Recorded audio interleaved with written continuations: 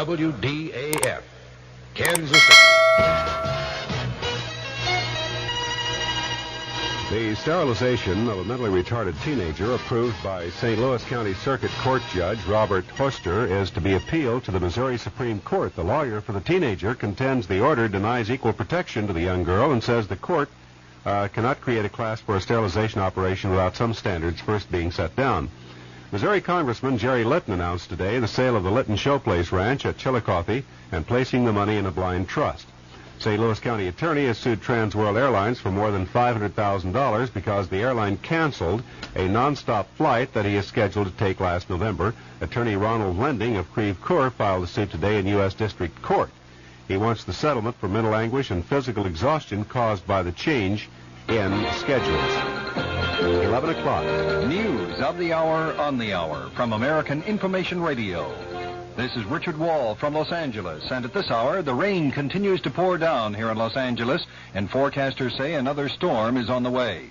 4 days of heavy rain have caused mudslides on Pacific Coast Highway and flooded streets in many areas of Southern California. And the storm in the form of snow has marooned thousands in Southern California mountain regions and trapped people in more than 300 cars and trucks on Interstate 5 near Gorman, about 50 miles north of Los Angeles.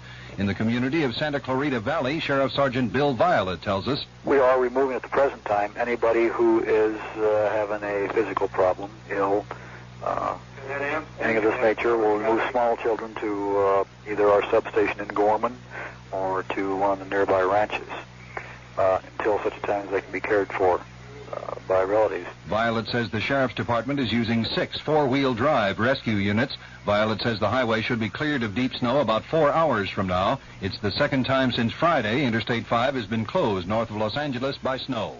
Progress on the impeachment investigation. That story coming up.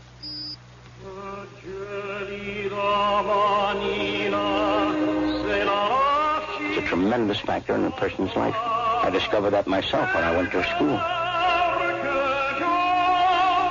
The Metropolitan Opera's Richard Tucker speaks on music in our schools. I think life without music is a wasted life. We would just be put in the class of a computer, getting up in the morning, going to sleep at night, doing other work during the day, and it becomes a very dull life. I think that any person who has a love of something and an understanding, I think is not only richer culturally, but their life is much fuller. Don't you think?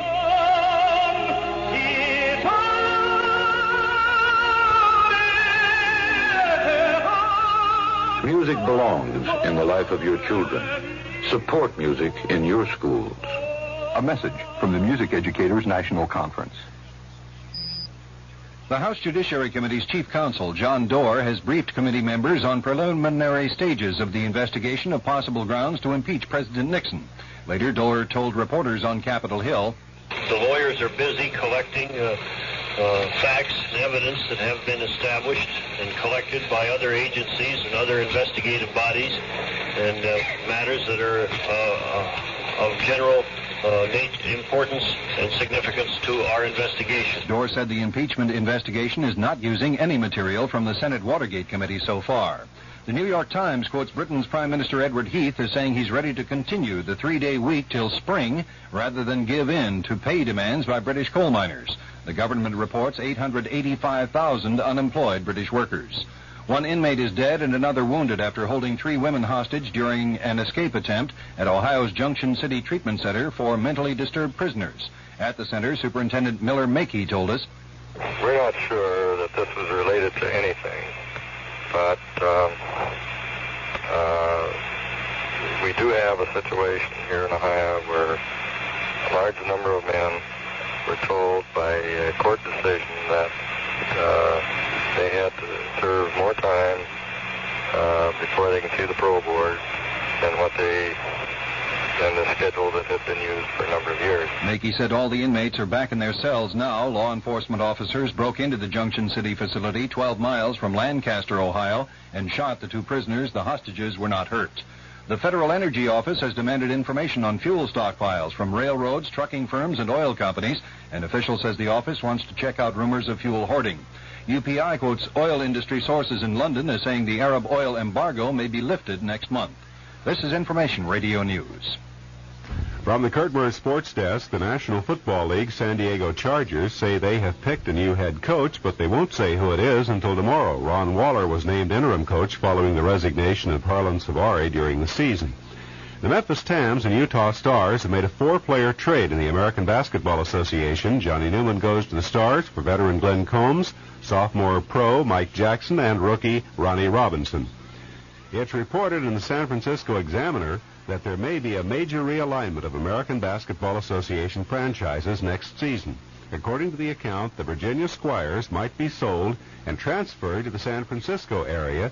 The San Diego Conquistadors would move to Los Angeles, and the Memphis Tams would be moved to the Chicago area. And Indiana Senator Birch Bayh has come up with a defense of sorts for the Indianapolis 500-mile auto race. In response to talk that the race should be banned in a move to conserve fuel, Bayh says that should happen only if other major events such as the World Series and the Super Bowl also are banned. Bayh says more fuel is used taking spectators to and from Indianapolis Speedway than is consumed by cars in the race. Now the weather forecast for Kansas City: mostly cloudy tonight, tomorrow, and tomorrow night, with a chance of light snow tomorrow night and Wednesday. The low tonight 5 to 10, high tomorrow in the low 20s. At this moment, under cloudy skies, it's 12 degrees.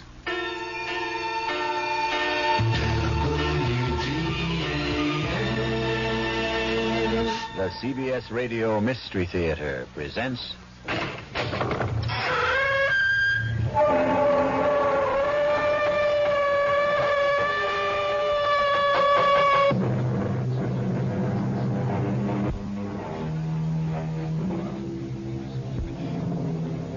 Come in. Welcome. I'm E.G. Marshall. Welcome to the sound of suspense. The fear you can hear.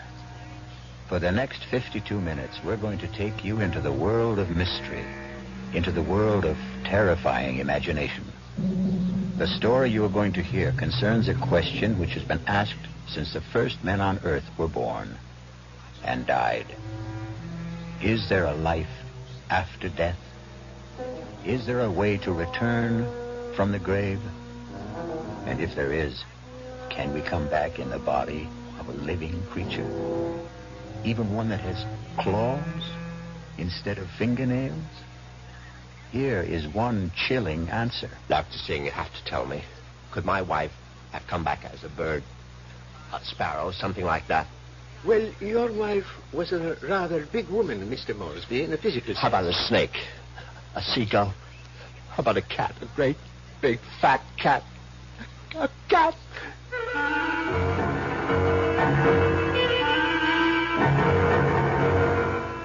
Our mystery drama, The Return of the Moresbys, was written especially for the Radio Mystery Theater by Henry Slessor and stars Patrick O'Neill. It is sponsored in part by Anheuser-Busch Incorporated, brewers of Budweiser. I'll be back shortly with Act One. I'm Hy Brown, producer of Radio Mystery Theater. Before we begin our story, a word. This enterprise is new in modern network radio. But for many who grew up with radio drama, it's the return of a special kind of magic, a vast and magic theater where nothing is impossible, where the listener's imagination is the real star. And now that we're on, we'd like to hear from you, so much so that if you send us your name and address, you're eligible for one of 50 prizes each week for 3 weeks. 2 AM/FM stereo phonos, 2 travel clock radios, and 46 anthologies of modern suspense. We'd like hearing how you feel about radio drama. But all you need do is send us your name and address to Mystery Theater, Box 50, Radio City Station, New York, 119. That's Box 50, Radio City Station, New York, 119. Offer good everywhere unless locally prohibited. Harold, Mm-hmm. I'm cold. Yeah, I know, dear. Now, I'll have this fire going in just a minute. Are you sure you know what you're doing? We haven't used that fireplace in years. Oh, there's nothing to it. Now, I'll just strike this match. There. Should be going good in just a minute. Harold, Isn't the smoke supposed to go up the chimney? Yeah, it is. A fire in the fireplace is one answer to the energy crisis. But the American Red Cross reminds you to be sure that your chimney and damper are cleaned and in good working order. In addition, build the fire toward the back. Keep screens around the fireplace. Don't use kerosene, lighter fluid, or gasoline to start fires, and don't leave a roaring fire unattended. For other tips on safety, contact your local Red Cross chapter. I can't breathe, Harold. While you're about it, ask about first aid courses, too.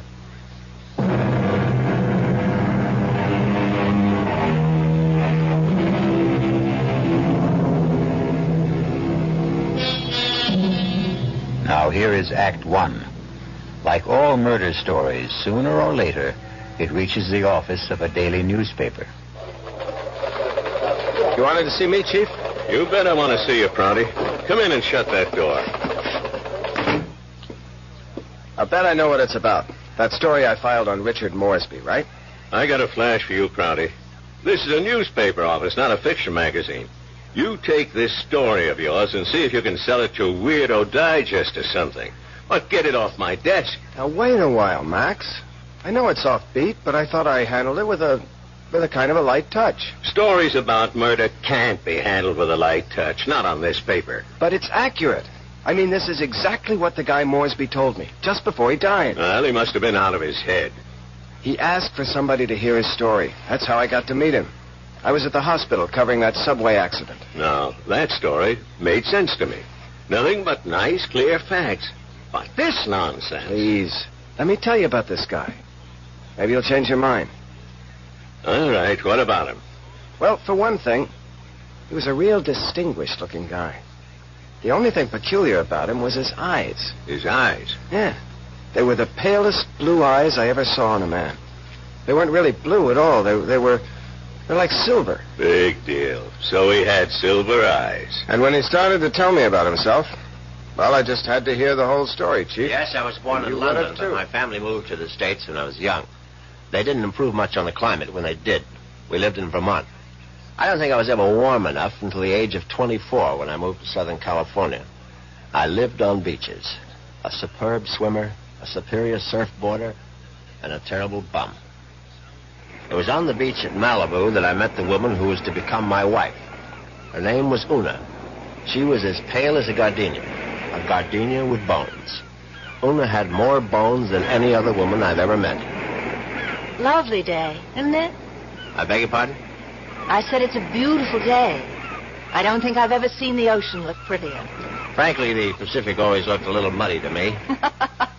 I wonder if that's what Balboa said when he first saw it. Oh, he probably said, what a great place for surfing. Ah, I see you have a surfboard. Yes, as a matter of fact, I think I see a wave that I like. Will you excuse me? Oh, I wish I had the nerve to try it. Yeah, you really should. Well, bye now. Maybe I'll ask my chauffeur to teach me. I'm sorry. What did you say? Charles, my chauffeur. He's very good at sports. Come to think of it, that wave doesn't look so good after all. By the way, my name is Richard. Richard Moresby. How do you do? My name is Una.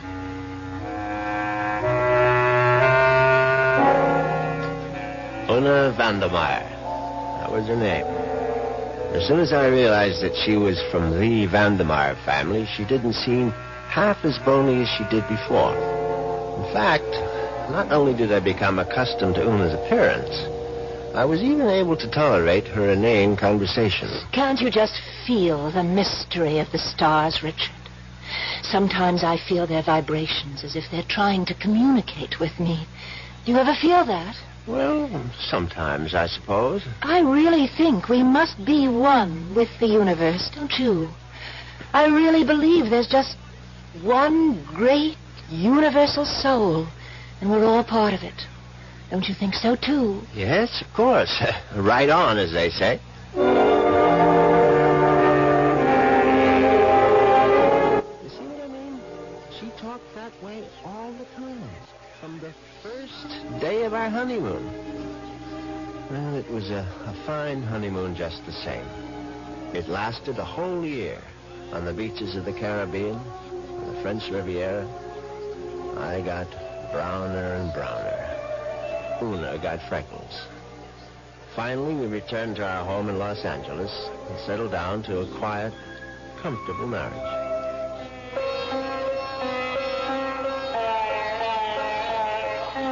What on earth is that you're playing? It's sitar music, darling. Oh, it's just so spiritual.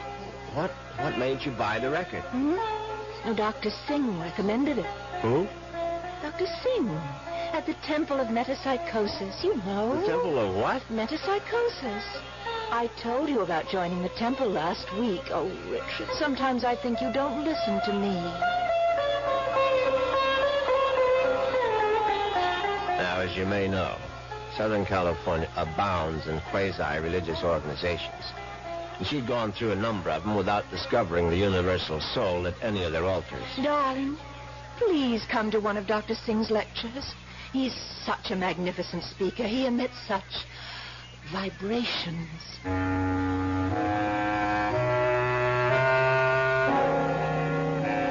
And I went. You see what an obliging husband I was? Actually, it turned out to be more interesting than I thought. The temple itself was unpretentious, and Dr. Singh was an impressive man. And when he spoke, I realized why his message had such appeal for Una, because he preached a doctrine that combined eternal life with a love of small animals. The soul is immortal. The soul cannot die. The soul, upon leaving the body, must make its passage elsewhere. There is a science called eschatology, which deals with the last four things: death, judgment, heaven, and hell. It is the most ancient of all sciences, and from its wisdom has come the inescapable certainty of the transmigration of souls. Yeah, I know it's a bit weird, but stay with it.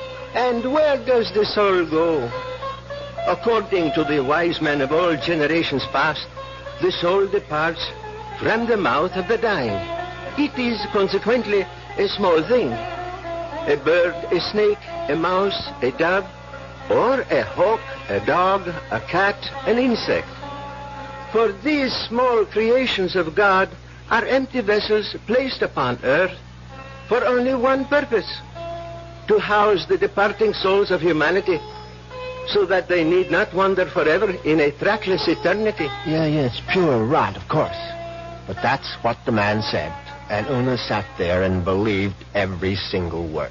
Oh, wasn't he marvelous, Richard? Isn't it wonderful that the soul never dies? That we can all come back as little animals? I'm not sure I want to come back as an animal. But you'd still be you, Richard. Oh, don't you see? Well, by the way, what was that envelope you handed Dr. Singh after the meeting? The envelope? Oh, that was my donation, of course. Your donation to the temple? Yes, to support the work of Dr. Singh, to open other temples around the world. Well, how much money was in the envelope? Now, what does it matter, Richard? I'm just curious. $2,000. Una, you go to that temple once a week. Do you always give that kind of donation? Oh, it's all in a very good cause, Richard. Well, in an equally good cause, that of finding out exactly how much of my wife's money was supporting this nonsense, I sneaked a look at Una's checkbook. The answer astonished me. Not only had my wife put more than $30,000 into Dr. Singh's collection plate, she had also donated some $20,000 more to various institutions for the care and feeding of cats, dogs, and birds. It was so kind of you to honor us with a visit, Dr. Singh. I know how terribly busy you are. On the contrary, you were kind to invite me to your lovely home. Oh. Now tell me, Dr. Singh, what determines the kind of animal one becomes when the soul escapes after death? Mrs. Moresby, that is a question which has baffled wise men for countless generations. But isn't it possible to do, research? Yes, Mrs. Moresby. I don't doubt that we could find the answer to such great questions If only we had the proper resources. You mean like laboratories and so forth? No, the research, would be conducted merely by spreading the word of metempsychosis to the farthest corners of the earth. And let human experience reveal the truth to us. But, unfortunately, that would require money. A great deal more money than the movement has at present. Well, it seems to me you don't do badly.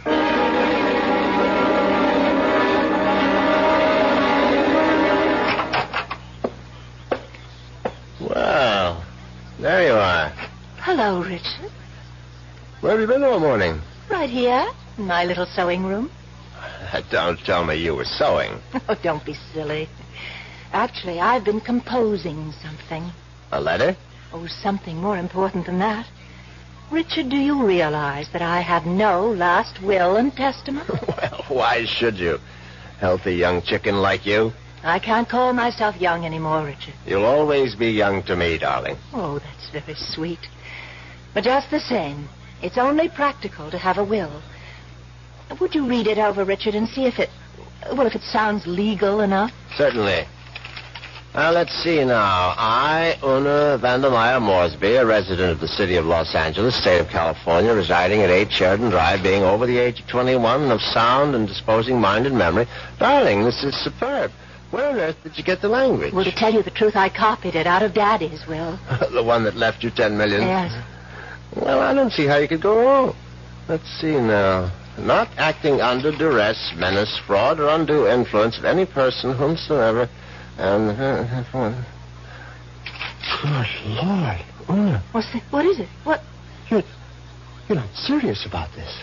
Oh, about making a will? Well, of course I am. I mean, this bequest to the temple mumbo jumbo. What's wrong with it? Now, listen, darling, I told you how important Dr. Singh's work is, but it requires money to carry it on. Tons of money. So the least I can do is to help the poor man as much as I can. But you're giving him 90% of your entire fortune. Ah, you'll still have $1 million if I go first, Richard. Isn't that enough? No, it isn't. I mean, the whole thing is ridiculous. Don't you realize that man is a fraud, a charlatan? What? Oh, for heaven's sake, Una, open your eyes. Don't you realize the simple truth? Your money won't build any temples. It's just going to line the pockets of that turbaned phony. Richard, what a terrible thing to say.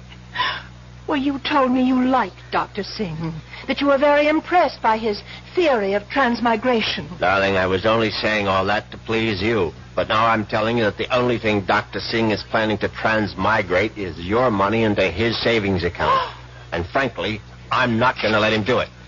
Richard, what are you doing? You're tearing up my will. That's right. How dare you do such a thing? It's my money, and I'll do whatever I please with it. Una, darling, I just want you to have a chance to come to your senses. Oh, there's nothing wrong with my senses.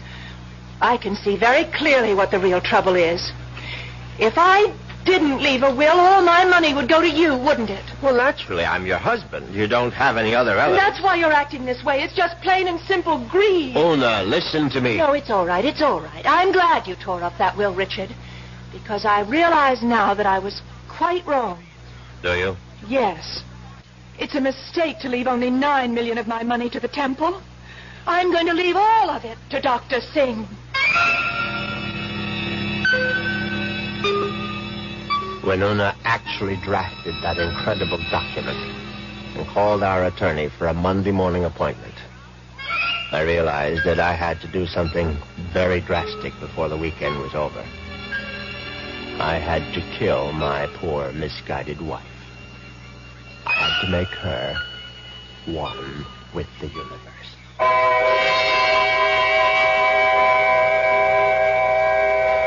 It's obvious that Mr. Moresby is going to be a very reluctant murderer. The question is, will his reluctance get in the way of his efficiency? We'll get the details when we return shortly with Act 2. Oh, hurry. When you say butter, you said a lot of things nobody else can say, yeah.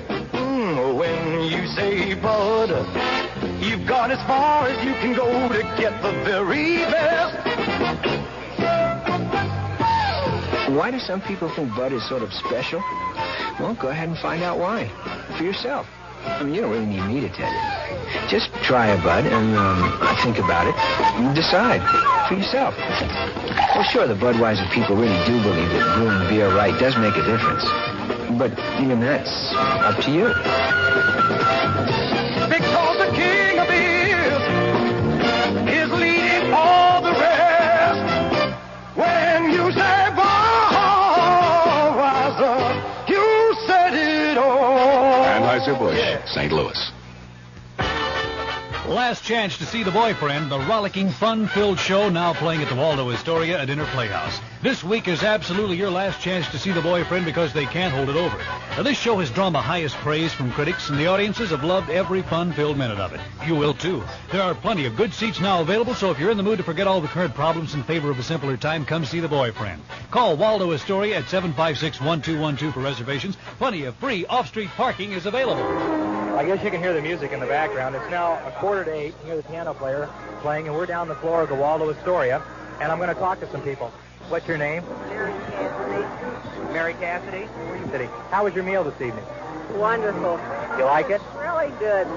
Really good. Well, thank you, I Mary. remember this show. I used to cover the show in 1936. Is that right? I can't believe that this was the old Waldo show. Now playing at Waldo Astoria, The Boyfriend. Call 756-1212.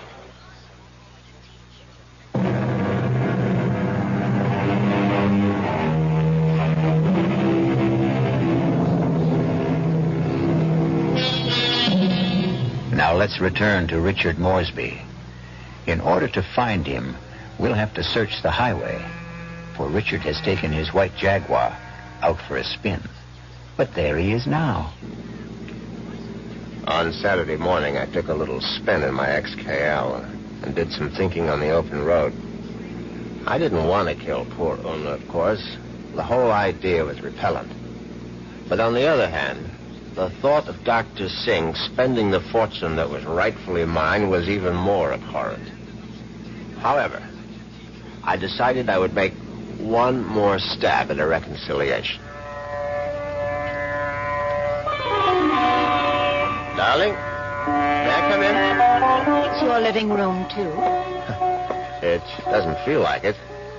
Matter of fact, I've felt like a stranger in this house for the past 2 days. And I suppose that's my fault. Well, you haven't been exactly cordial, have you? I've hardly been home, Richard. I spent all day yesterday at the temple and all morning at the pet breast kennels. And how are all the little souls doing? You just won't stop being a reverend, will you? It's been my money all along, hasn't it, Richard? From the very beginning, you were attracted to my money. Oh, now, darling, if you thought that, you would never have married me. I didn't want to believe it. I don't want to believe it now. Well, now, how can I prove to you that you're mistaken? Richard, you really want to prove it? Of course, I'll do anything you say. All right. Now I know exactly what you can do. You can let me leave my money to Dr. Singh and the temple. The whole 10 million? Yes, because that's the only way I'll know that it's me you love.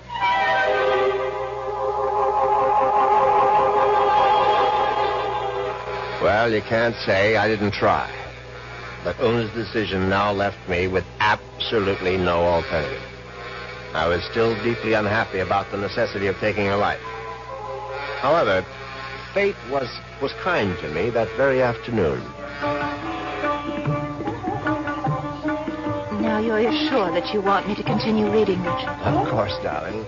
Well, I'm sort of embarrassed about this part. It's a paper that I wrote myself. Something you wrote? Yeah, I wrote it this morning. I was going to show it to Dr. Singh. It's, it's a sort of a poem. It's called Death. Snappy title. If I can read my own handwriting. Death has become nothing to me. Death holds no fear for me. Come, death, I welcome you. Lead me to the woods, the waters, the air above the earth. Come, take me, death. Your touch is kind. Richard? Oh, Richard, why do you look like that? Is it really that terrible? Oh, terrible. Oh, no, my darling, it's beautiful. You mean it? You must give it to me, Una. I must have it. You like it that much? Yes, I certainly do. Well, I'll type it up for you, Richard. No. I must have the original. Now, just the way you wrote it. Oh, darling, I'm so flattered. What will you do with it? Oh, I'm going to put it in a frame, of course. And I know just where I'm going to hang it.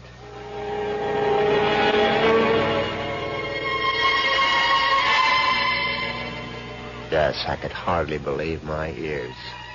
Una had written her own suicide note in her own handwriting. It was truly karma at work. Now there was no question of failure, and no longer any need for delay. Oh, what a lovely idea this was, Richard.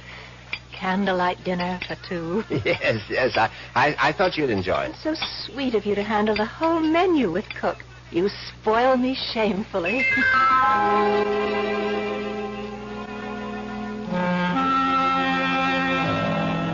And that night, I spoiled her just a bit more by bringing hot cocoa to her in bed. Oh, Richard, you shouldn't have bothered. But I know how you like your hot cocoa before retiring, Una. You can't get to sleep without it. No, but Parker could have brought it to me. Oh, no, this is something I had to do myself. Drink it down now. Yes. I'm drinking it. Does it taste all right? Oh, it tastes just fine.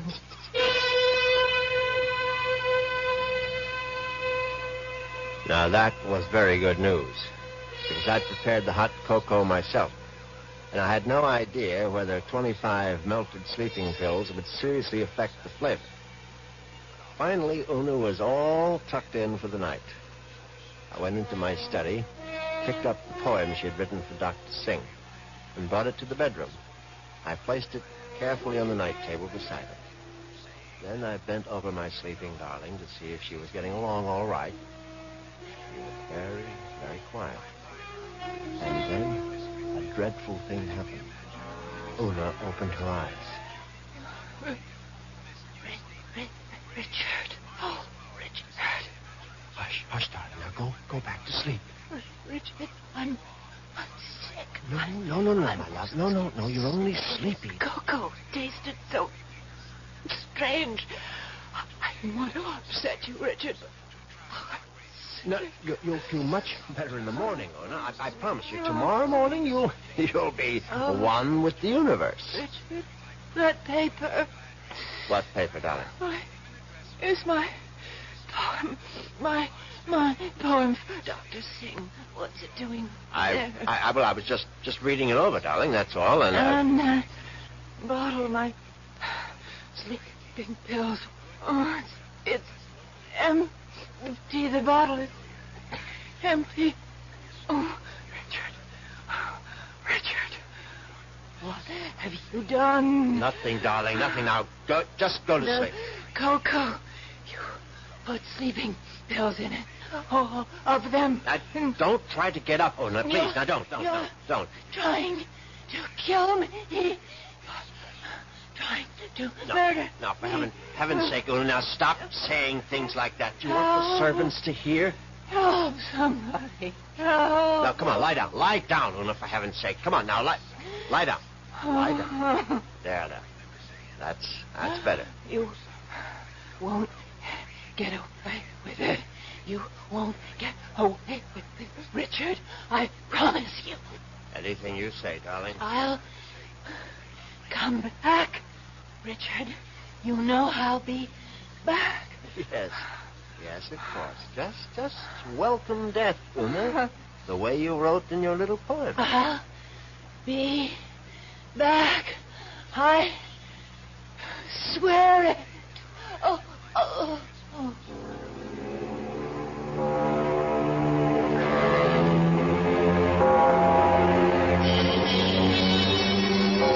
The funeral was held 2 days later.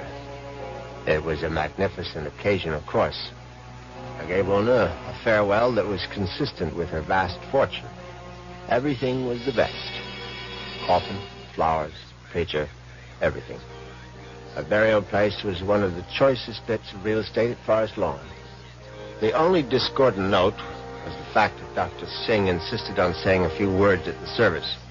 They were familiar words, but frankly, they gave me a slight bit of a chill. The body of Una Moresby is dead, but her soul lives on. The soul cannot die. The soul is immortal. It has left the earthly remains of this woman and has sought the body of a small living thing. There it will abide until the Almighty is ready to choose its next home. Mourn not the end of Una Moresby, for there is no end. I couldn't help congratulating myself on how well everything had gone. When I called for medical attention the night of Una's death, the physician was only too ready to declare her a suicide. The police had to be informed, naturally, and they, too, agreed with the doctor's verdict. Una had died by her own hand, and she had died without a will. There was simply no question that the matter would be probated in my favor. Suddenly I realized I was not only rich, but a rich widower. What vistas opened for me? The devil! Look out, you stupid mongrel! Dog, trying to get run over. I admit I was shaken up by it. I mean, it was sort of a coincidence, you know? Right after the funeral and all that.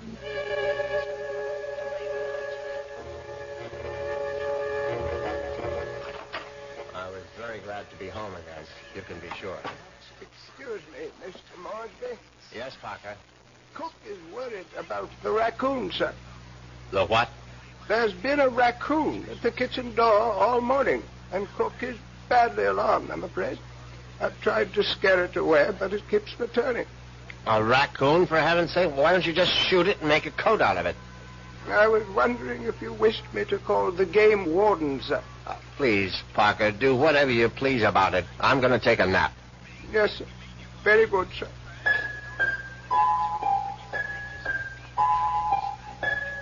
I went upstairs at once, undressed, and got into bed. It was a warm day, and yet I found myself cold. I got out the electric blanket and soon felt very cozy indeed. In fact, I felt so much better that I made a phone call.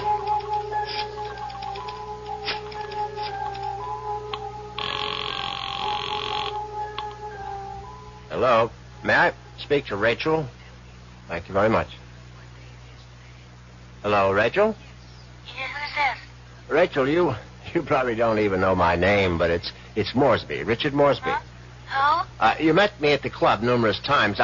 I'm the rather distinguished-looking gentleman who sits at the table on the far right corner. Oh, yeah, well, that's not my station. Yeah, I know it isn't, and I've always regretted it. Frankly, I would have enjoyed my lunches at the club even more if you had served them. Listen, I'm pretty busy right now. Well, what I wanted to find out was if you're busy this evening. Oh, what'd you have in mind? Oh, a little, quiet dinner, perhaps? Is that all you had in mind? Why don't we just wait and see? I can pick you up outside the club whenever you're free. Yeah, I hardly know it's you. I mean, I'm still not sure which gentleman you are. I'll be sitting in an XL Jaguar. Do you think you'll recognize it? A Jag? I get off at 6:30. See you then.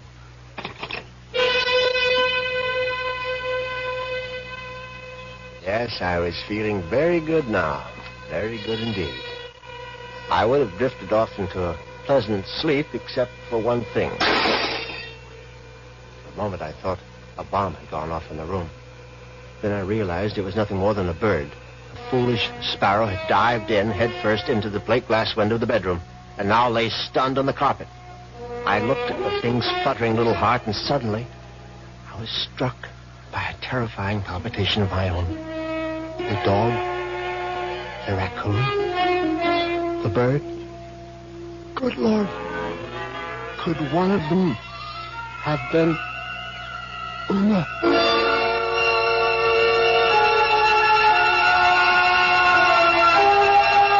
As Has Una Moresby returned from the grave? Nonsense. Such things don't really happen.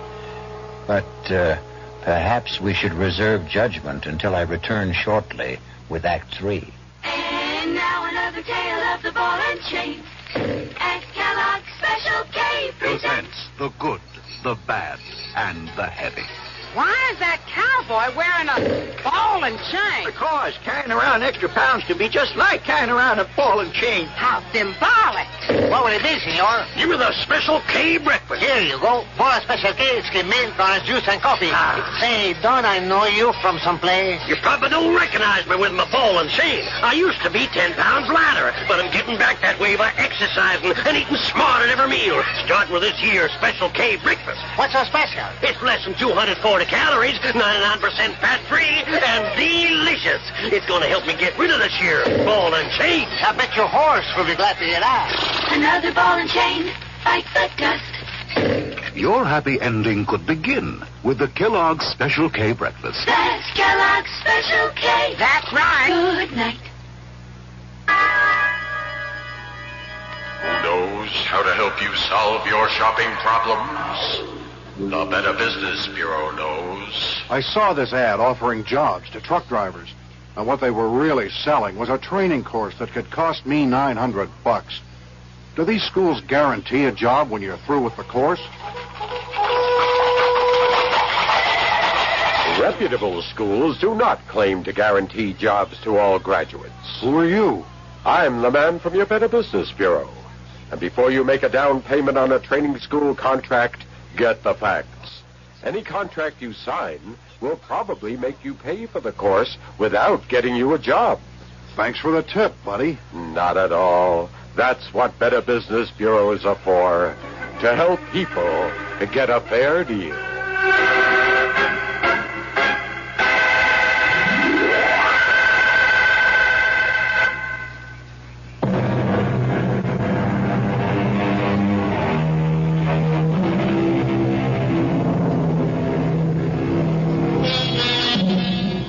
Now let's see if common sense has returned to our hero.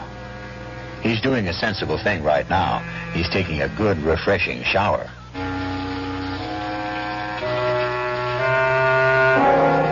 By the time evening came, I was feeling better.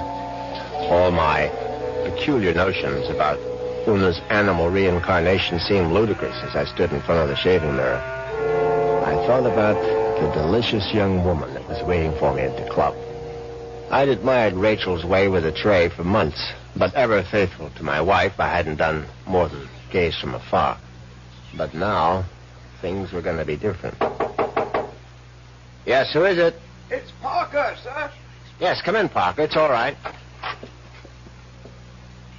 Excuse me, sir. A bit of emergency in the kitchen. Well, what is it? A snake, sir. A what? Cook insists that there's a snake curled up in the telephone wire. Oh, that's ridiculous, Parker. Cook says it's there, Mr. Moresby. They do get into the house sometimes. Well, tell Cook she's seeing things. Tell her to stop nipping at the cooking sherry, and she'll soon stop seeing snakes. Yes, sir. What was that?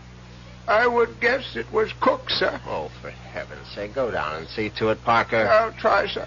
But I'm not very good with snakes, sir. Well, what do you think I am, an expert?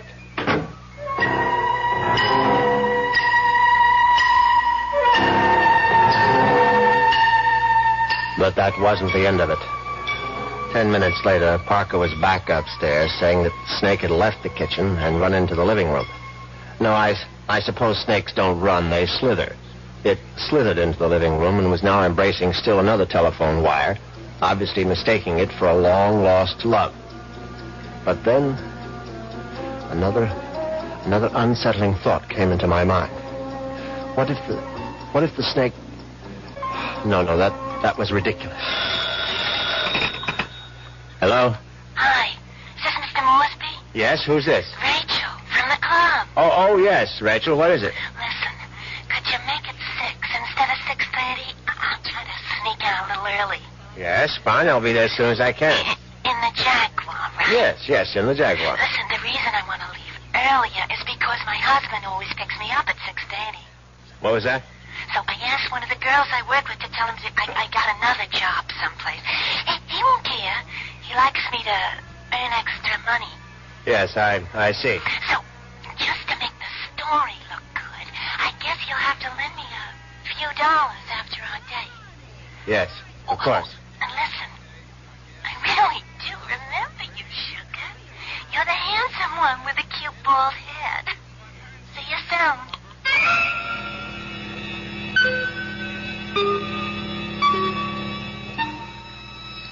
As it happens, I have a very full head of hair. But distressing as Rachel's telephone call was, an even more disturbing thought intruded. The snake was in the telephone wire. What if the snake had been trying to listen in on the extension phone? I knew the idea was absurd, but I couldn't help a superstitious shiver of dread. In fact, I was so troubled that I decided to forego my date with Rachel, the waitress. It wouldn't matter anyway. She'd be angry at some man at the club with a cute, bald head. The next day, I did the only thing that really relaxed me. I went to the beach. It proved to be an excellent idea. I stretched out on the golden sand and let the sun warm me. I listened to the waves beating against the shore. I listened to the haunting cries of seagulls circling overhead. Suddenly I was aware that the gulls which had been hovering over the water were now hovering over me. Now, instead of their cries being sad and plaintive, now they seemed menacing.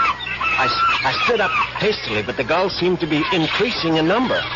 I saw their sharp, pointed beaks, their raking claws. They were predators, of course. How many times had I seen them swoop into a dive and snatch up some poor fish out of the sea? And there was one seagull in particular. Its beady eyes seemed to be staring at me. No, it was my imagination, of course. I wasn't a fish. I was a man, but just the same, I found myself running down the beach. Running for dear life. And that's where I knew it was time to see a doctor.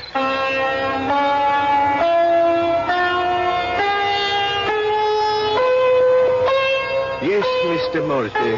I'm very pleased that you honored the temple with your presence. I'm grateful that you're willing to see me, Dr. Singh. I realize that, well, you had a disappointment. A disappointment? I'm afraid I don't understand. I know my wife made certain promises to you concerning her will. I believe she mentioned some modest donation. She wasn't in her right mind, of course. I mean, when she took those sleeping pills. Yes, it was very sad. I trust that she has found the peace and happiness that she sought. Frankly, that's what I wanted to talk to you about. I mean, about whether you really believe that my wife is, well, that she's some kind of animal right now. But of course I believe it, Mr. Moresby. I don't merely believe. I'm positive. When your wife passed from this world into the next, her soul made its escape. Yes, I know how it goes, but what I'd really like your opinion about is what sort of animal do you think she might be now? I told you, Mr. Moresby, we have no way of knowing. But can't you take a guess? I mean, you said it might be influenced by a person's karma. Am I quoting you right? Yes. The kind of person she was in life may well determine the kind of animal she is now. Your wife was soft. Your wife was gentle. Your wife was independent in spirit. Now, what animal does that remind you of? I don't know. I can't think. Then go home and think about it, Mr. Moresby. Go home and try to be one with the universe. I went home, and I tried to be one with the universe. Now, when that didn't work, I tried being one with a bottle of scotch. I was still in the library, asleep in the big leather chair, when I heard the noise in the cellar. I simply had to investigate. I looked into the cellar and found that one bare bulb wasn't enough for a thorough search. I found a flashlight and went down the cellar steps. At first there was nothing I could see. But then, an empty oil can. Swiftly, my flashlight picked out the culprit. At first, I thought it would turn out to be a mouse, but instead, it was a large, white cat. I don't like cats. I never have. Skulking, cynical creatures. When the beam of my flashlight hit it, the cat froze. I saw it was an alley cat. Its fur shaggy, its eyes baleful in the light. It was fat, and yet it was bony, too. I said scat, but it didn't scat. Instead, it started to walk toward me. And I knew for certain what Dr. Singh had meant. I knew for certain I was looking at the reincarnation of my wife. As soon as that hideous apparition howled at me, I made a cowardly dash for the cellar door. Once I was on the other side, I remembered the hunting rifle that Una had given me for Christmas. It stood unused in an upstairs closet. I found it. I loaded it and brought it back to the cellar. I hadn't fired a rifle since boyhood. I stood on the top of the stairs with my flashlight, picked out the ghostly white form of the cat. I put down the light, raised the weapon, and squeezed the trigger. The report was deafening, but the recoil was worse. My precarious balance on the top step was lost. I fell to the bottom.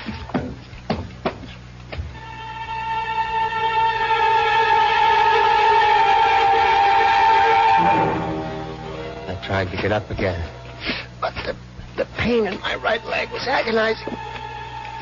I found out later that it was broken. But the cat was still alive. And it was regarding me at eye level now. Its fur matted with plaster dust. Its eyes filled with hatred.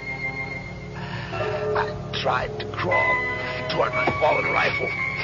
Just as I saw the creature advancing toward me, I screamed, "Una!"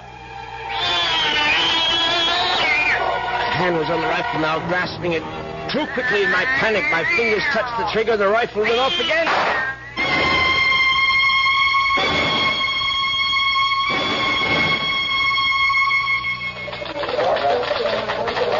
Well, that's how Moresby ended up in the hospital, Chief, with a broken leg and a bullet in his hip. And then he died. But I think he was telling the truth. You could see it in his eyes. His silver eyes, right? Yeah, his silver eyes. And you really believe that the guy's wife came back as a cat to get her revenge? What does it matter? It's still a good story. Sorry, Prouty, I can't okay it. Well, what if I got more details? What if I talked to this Dr. Singh? If I went to the Moresby cellar and found that cat? And what would you do then? Ask her if she's Mrs. Moresby? I still think it's worth a try, Chief. I'll tell you what, Prouty. What are you doing for lunch? I hadn't thought about it. Well, think about buying my lunch. You? There's a pretty good restaurant right around the corner where the Moresbys lived. Now we can get a bite there and then check out that cellar.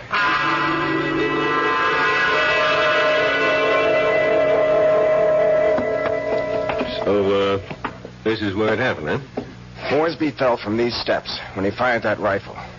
Hey, you can still see the plaster dust where the bullet hit. Yeah, I see it. But I don't see any white cat. It might be hiding someplace. Or it might be a figment of his imagination. Maybe so. Hold it. Did you hear something? No. Listen. There it is. Look. It's a cat, all right. And it looks like it just found its supper. That mouse is still alive. Yeah, but not for long. Look at it squirm. He's eating it. Yep. And there goes your mouse. Oh, my God. What's the matter, Prouty? Never see a cat eat a mouse before? Chief, did you see that mouse? Sure, I saw it. But didn't you notice something? Like what? Its eyes. Chief, did you ever see a mouse with eyes like that? They were so pale blue, they were almost silver.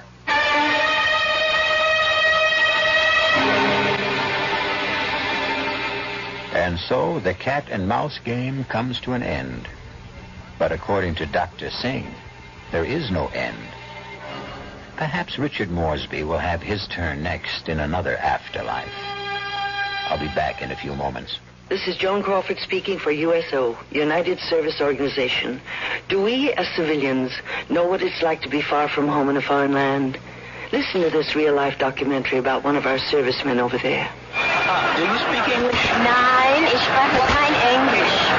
Do you speak English? Nein. Excuse me.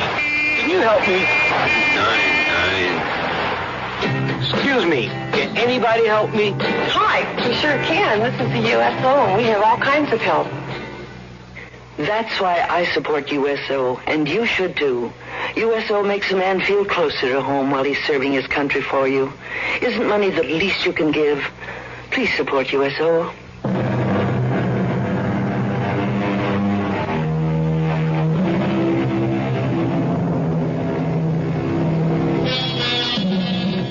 Do you believe in reincarnation?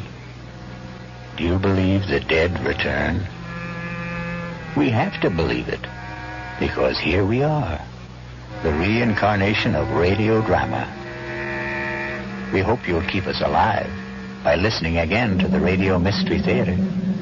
Our cast included Patrick O'Neill, Marian Seldes, Nick Pryor, and Dan Ocko. The entire production was under the direction of Hyman Brown.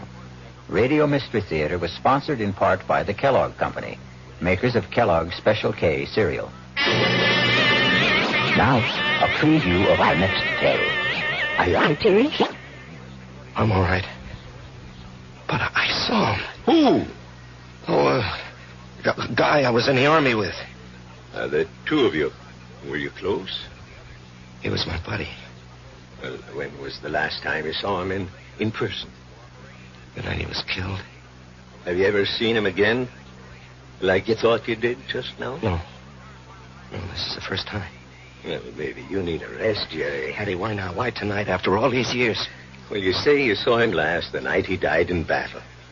Well, the sight of him dead must have stayed with you always. But that's not how I just saw him, Patty. He wasn't in uniform. He was in civilian clothes. You might have pictured him as he looked at a happier time. I never saw him in civilian clothes. This is E.G. Marshall inviting you to return to our Mystery Theater for another adventure in the macabre. Until next time, pleasant dreams.